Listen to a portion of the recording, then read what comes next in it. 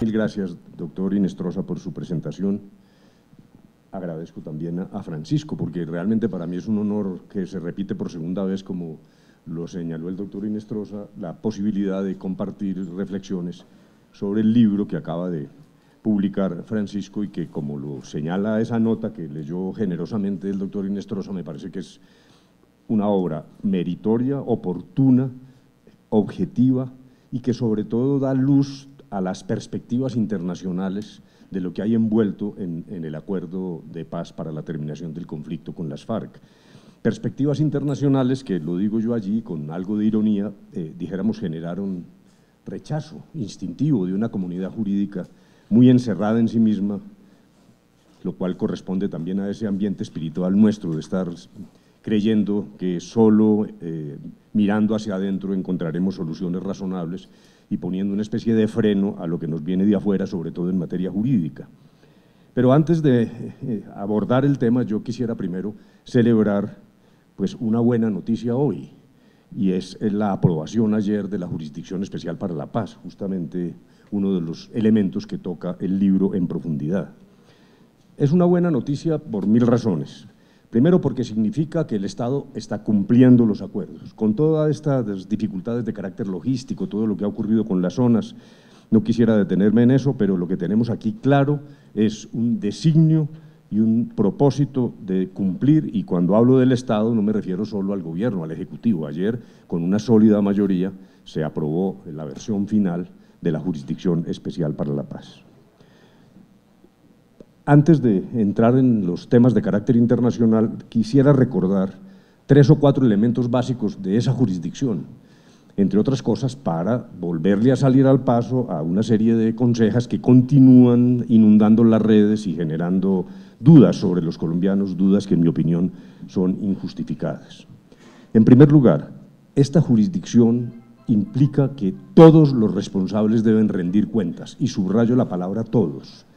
Me parece que ese es un elemento capital y que no es solo un tema jurídico, es un tema espiritual. Aquí hubo un conflicto de más de 52 años y hay distintas responsabilidades y hay distintos responsables. Me parece que la circunstancia de crear una jurisdicción que asuma la totalidad del conflicto y de sus responsables y exija rendición de cuentas y reparación, y los elementos que ahora trataré más adelante, es un avance, repito, no solo funcional en términos de aplicación de la justicia, sino de reconocimiento espiritual de los colombianos de que no hay violencia buena. Eso parece sencillo, yo suelo decirlo en este tipo de conversaciones y alguien dirá, pues claro que no hay violencia buena, el monopolio de las armas radica en el Estado legítimo democrático y no puede haber ninguna otra manifestación armada, y con mayor razón para utilizar la violencia en la política, y eso suena como obvio.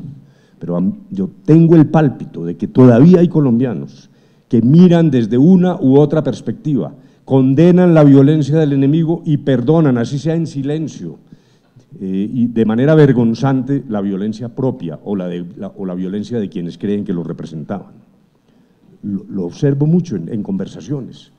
No, los señores de las FARC, ¿por qué no van a ir a la cárcel? Que los barrotes que se pudran en la cárcel. Bueno, pero es que también hubo responsables, miembros de la fuerza pública que desviaron su deber, no la fuerza pública. Nosotros nunca admitimos en La Habana un vínculo orgánico entre acciones desviadas de los militares alrededor de los grupos paramilitares y la sustanciación o el manejo del conflicto. No aceptamos ese vínculo orgánico, pero sí tenemos que reconocer los colombianos que desviaciones hubo y que los responsables de esas desviaciones también tienen que reconocer a sus víctimas, porque si no partimos de esa base central de que la condena tiene que ser para todos y que el reconocimiento del conflicto deriva en las soluciones incorporadas en la Jurisdicción Especial para la Paz para cobijar igualmente, de manera equitativa, armónica, a todos los responsables, incluyendo igualmente los terceros que financiaron la guerra, que incidieron en la expansión de la violencia. Es ese reconocimiento global, universal, el que permitirá doblar la página del conflicto, reconocimiento que solo no tiene carácter funcional, sino espiritual. los colombianos tenemos que doblar la página en serio, en nuestro cerebro, en nuestra alma, decir, no puede usarse la violencia para hacer política, esa página tiene que quedar sepultada. En segundo lugar, como lo prometimos, la Jurisdicción Especial para la Paz es una jurisdicción sin impunidad. Miremos la carátula del libro, que es absolutamente pertinente. Justicia transicional, la que se aprobó ayer, no es una vía a la impunidad. En primer lugar, prometimos, para los crímenes más graves no habría amnistía general, ni soluciones equivalentes a la amnistía general respecto de los otros responsables, y cumplimos. El núcleo central de los delitos más graves tendrá que ser judicializado a través, perdónenme la redundancia, pero es vigorosa, a través de una justicia judicial. No caímos en el canto de sirena de soluciones extrajudiciales, comisiones de la verdad que reparten amnistías, no. Lo que dijimos es los delitos más graves, delitos de lesa humanidad, crímenes de guerra, violencia sexual, privación indebida de la libertad, el núcleo de delitos que está descrito en el numeral 40 de la Jurisdicción Especial para la Paz será juzgado por jueces. Y ahí viene un tercer elemento, jueces imparciales, elegidos autónomamente por un panel impecable. En algún momento nos dijeron, claro, allá se van a despachar mutuamente las impunidades, cada parte pone sus jueces y aquí no pasó nada. Falso. Hoy está ya inaugurado y en plena marcha el panel independiente que debe nominar a los magistrados del tribunal y a los jueces de la Jurisdicción Especial para la Paz. Y es impecable. Se ha querido decir, poner en duda las características de quienes conforman ese panel. El doctor Diego García Sayán fue ministro de Justicia del gobierno después de Fujimori, contribuyó a restablecer la democracia en el Perú, fue luego ministro de Relaciones Exteriores, impulsó la Carta Democrática Interamericana, miembro de la Corte Interamericana de Derechos y luego presidente de ella, donde además produjo lo que llamaríamos una aclaración de voto en Colombia, allá se llama voto concurrente, sobre la masacre del Mozote y sitios aledaños, que enfoca de manera muy favorable para solucionar el largo conflicto, esta guerra de atrición que hemos vivido los colombianos durante 50 años. Ese es un elemento central del desarrollo del derecho de los conflictos y del derecho del posconflicto. Y ese personaje es uno de los que integra el panel. Luego, el doctor Álvaro Gil Robles, un español con larga tradición también en estas materias, y quien fue el segundo defensor del pueblo en España después de la transición, y que tiene reputación mundial. La ICTJ es un organismo internacional experto en justicia transicional, una delegada, no abogada, ahora dicen que por qué no es abogada la doctora Vaca, y a mí me parece que esa es otra visión, y que contribuye a decisiones, repito, imparciales, y ella actúa a nombre del sistema universitario estatal. Y por fin un magistrado de la Sala Penal de la Corte Suprema de Justicia, lo cual tiene mucho valor. La primera manifestación de las FARC sobre este tema fue: nosotros no aceptamos la justicia del enemigo, lo digo entre comillas, no lo comparto, estoy transmitiendo a ustedes la tesis de las FARC. Justicia del enemigo es la Corte Suprema que lleva 50 años condenándonos, y no aceptamos ese tipo de justicia porque aquí no estamos frente a una rendición. Repito, no lo comparto, pero lo transmito, lo informo. Pues finalmente se acepta un delegado de la Sala Penal de la Corte para nombrar a los magistrados. Me parece que es un panel que ya ha sido instalado, que está funcionando y que es una garantía para los colombianos. Luego, una serie de cargas, de condiciones para obtener el resultado menos drástico de la Jurisdicción Especial para la Paz. Afrontar sus víctimas, darles la cara, asumir su responsabilidad, someterse a la jurisdicción, contar verdad plena, que es el artículo 12 de la Jurisdicción Especial, verdad plena, con una definición completa de cuál fue el delito, quién lo cometió, con ayuda de quién, con qué financiamiento. Luego, dijéramos, esa es una carga que es la llave, pasando por la Comisión de la Verdad para someterse a la Jurisdicción Especial para la Paz.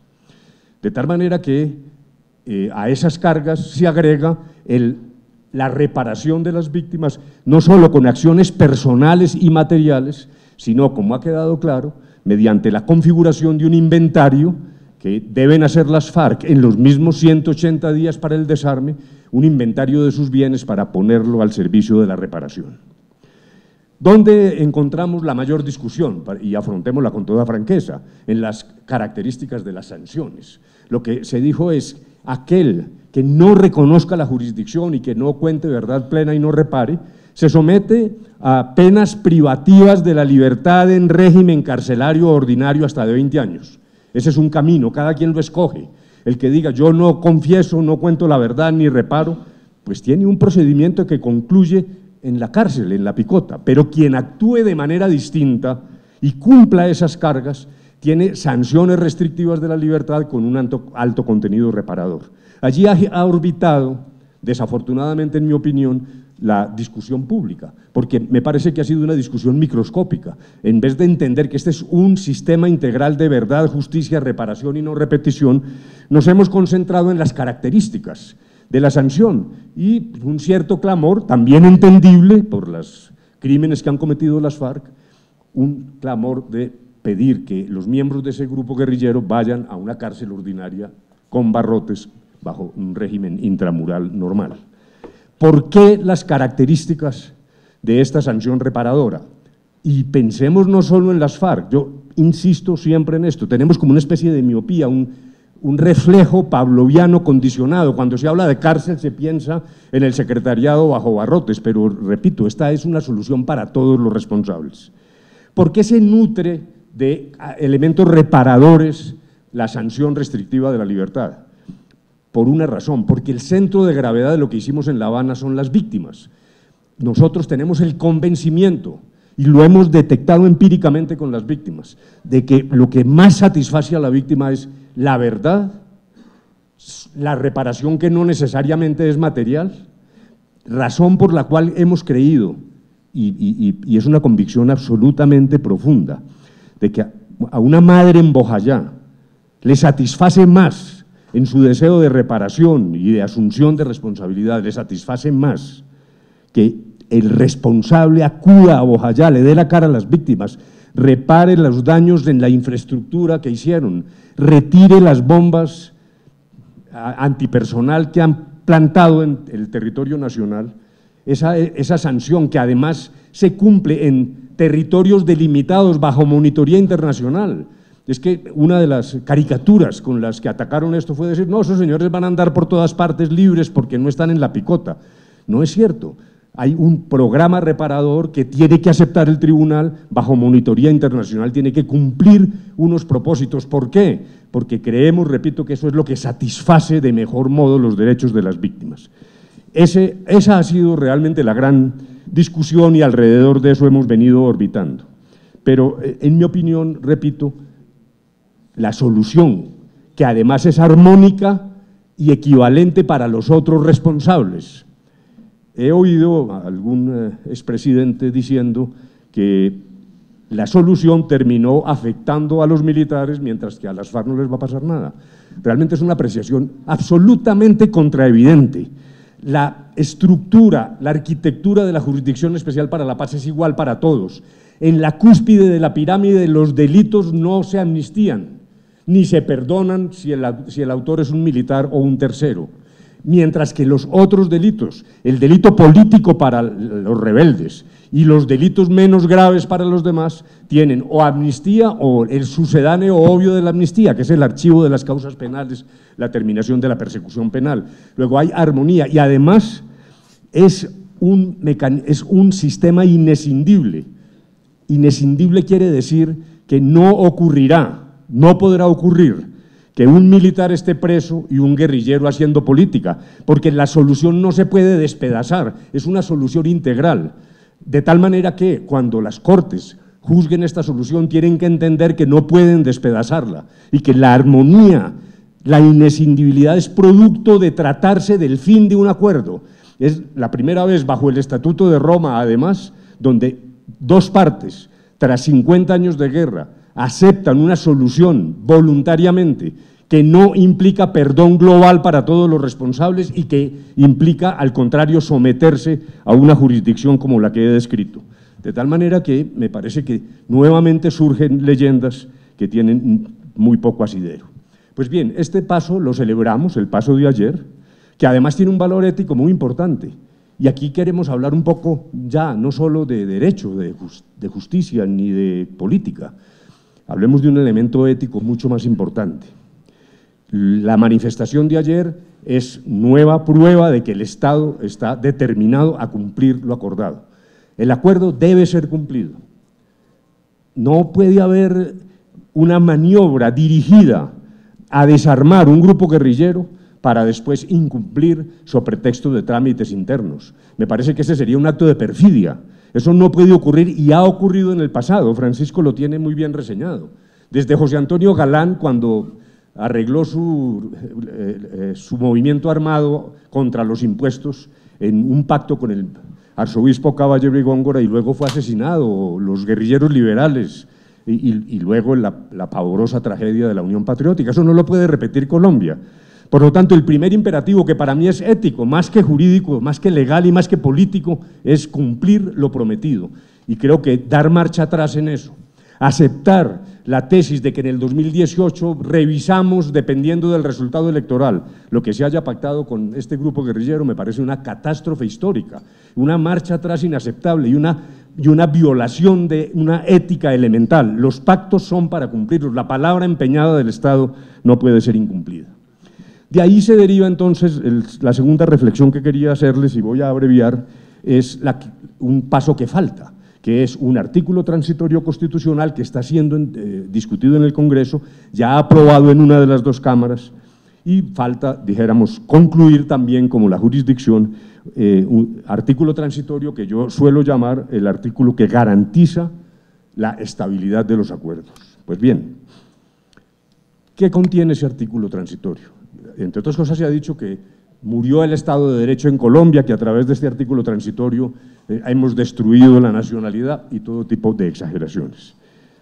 Lo que dice es, en primer lugar, lo que acabo de señalar, y lo leo para que no sea retórica personal mía, para que ustedes tengan el texto exactamente citado entre comillas que está siendo discutido. Dice, las instituciones y autoridades del Estado tienen la obligación de cumplir de buena fe con lo establecido en el acuerdo final.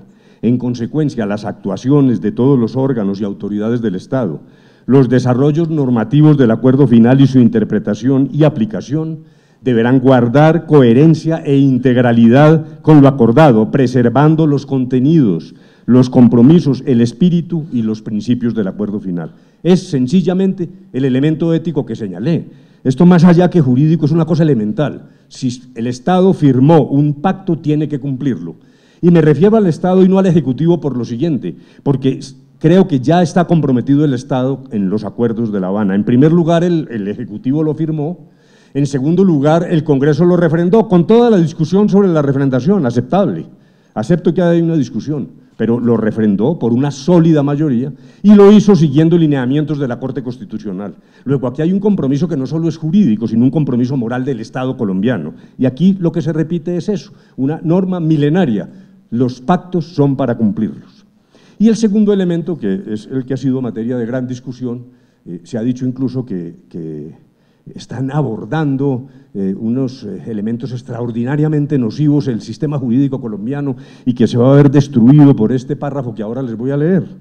Entre otras cosas, me recuerda un poco esa actuación famosa de Orson Welles en Nueva York cuando anunció por radio que venían los marcianos a invadir a Nueva York, y eso generó una conmoción. Entonces vamos a ver cuáles son los marcianos que están invadiendo el sistema jurídico colombiano para destruirlo. Y leo nuevamente, y perdónenme que lea, pero es para que no se diga que esto es una interpretación mía.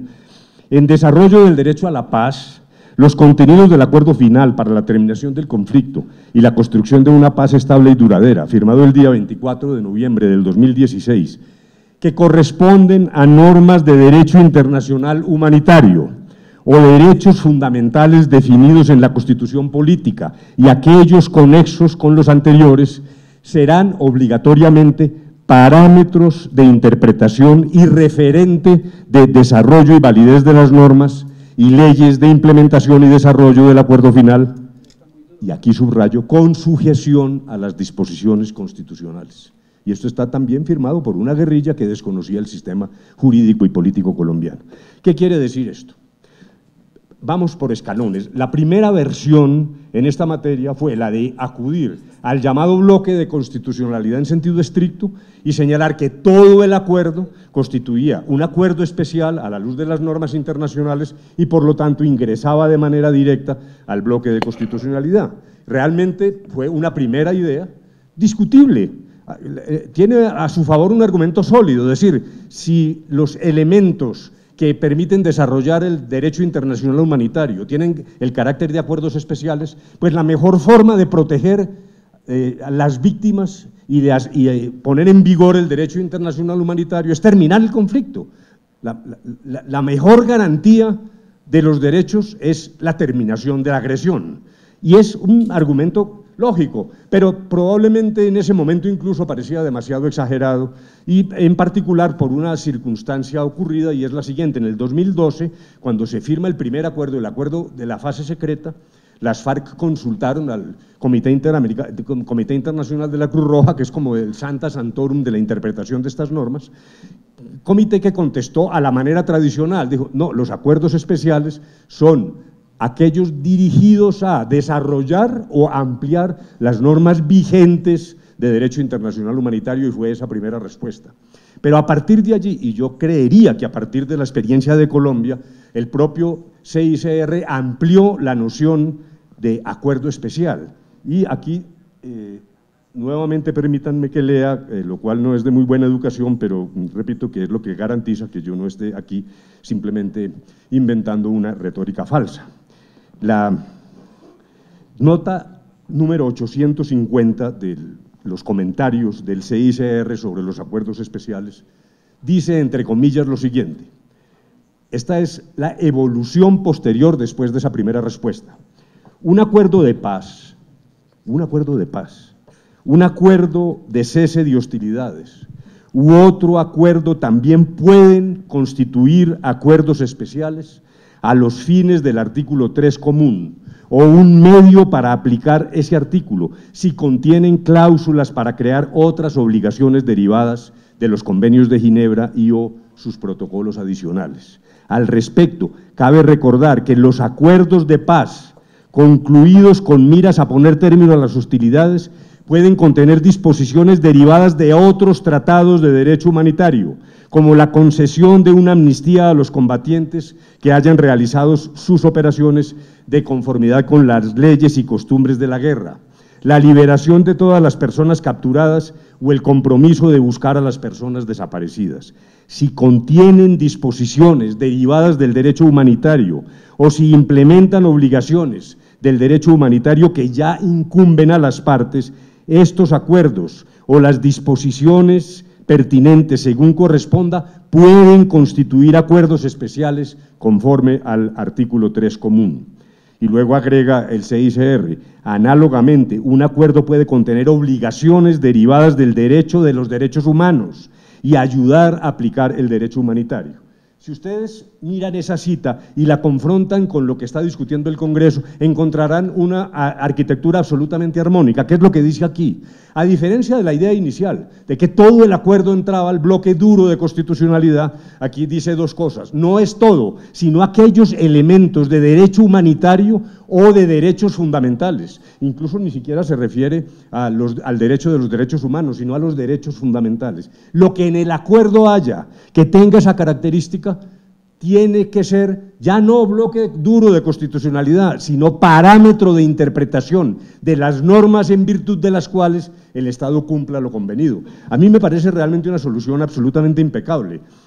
Claro, puedo tener el sesgo de haber estado en la discusión, pero allí lo que aparece, en mi opinión con toda claridad, es que esa amenaza al sistema jurídico colombiano, han destruido lo que hemos construido tras 200 años de elaboración jurídica. Si ustedes lo leen, ¿cuál es la amenaza? ¿Cuáles son esos marcianos que nos van a destruir? El derecho internacional humanitario y los derechos fundamentales. O sea que ahora resulta que los enemigos del sistema jurídico son el derecho internacional humanitario y los derechos fundamentales. ¿Cuál es el temor? ¿Por qué tenemos temor en ese Tíbet de Sudamérica al que me refería? ¿Por qué tenemos temor de que ingresen al sistema jurídico colombiano? Como parámetro de interpretación, ni siquiera estamos diciendo que corresponden a bloque duro en estricto sentido de constitucionalidad. ¿Cuál es la resistencia? La resistencia, en mi opinión, y ya voy a terminar con esto para no fatigarlos y permitir que los demás expresen sus opiniones, la resistencia, en mi modesta opinión, ya no corresponde solo a las FARC. Este no es un problema respecto del conflicto y las FARC. Mi experiencia, después de estar 138 horas oyendo a los voceros del no, es que aquí ya lo que está en discusión es un modelo de país. Me parece que ya no estamos discutiendo el literal o el numeral X del acuerdo, sino qué tenemos al frente. Esta inspiración es, no solo cumplimos el acuerdo por una obligación ética, sino que abrimos la puerta al ingreso como parámetro de interpretación del derecho internacional humanitario y de los derechos fundamentales. ¿Hay alguien que esté contra eso? Claro. Quien está con el statu quo, quien le parece que la reforma rural integral, que los campesinos desplazados no pueden recuperar sus tierras, sencillamente porque se dice que el poseedor actual hay una especie de presunción de derecho inderogable según la cual sus títulos son intangibles. Eso es lo que está en discusión. Y también está en discusión si este es un país tolerante, que respeta las ideas ajenas, que mantiene viva la Carta de Derechos de 1991 o prefiere la arbitrariedad, prefiere el autoritarismo, prefiere simplemente resolver los conflictos a la fuerza en vez de tenderle la mano a una solución racional, humanitaria y con enfoque de derechos de una sociedad inequitativa que ha sido y seguirá siendo conflictiva. Me parece que eso es realmente lo que está en juego y lo que tenemos que preservar. Y en particular evoco esa Carta de Derechos de 1991 porque nació aquí mismo en el externado con el doctor Fernando Inestrosa. Anunciamos en 1991, lo hice yo en mi condición de ministro de gobierno de aquel entonces, la Carta de Derechos. En esencia, creo yo que realmente lo que va a pasar en el 18 no es las FARC ni el secretariado. Los acuerdos se están cumpliendo y se van a cumplir y las FARC están cumpliendo los acuerdos. Lo que vamos a resolver en el 18 es realmente el país que queremos. Muchas gracias, señores.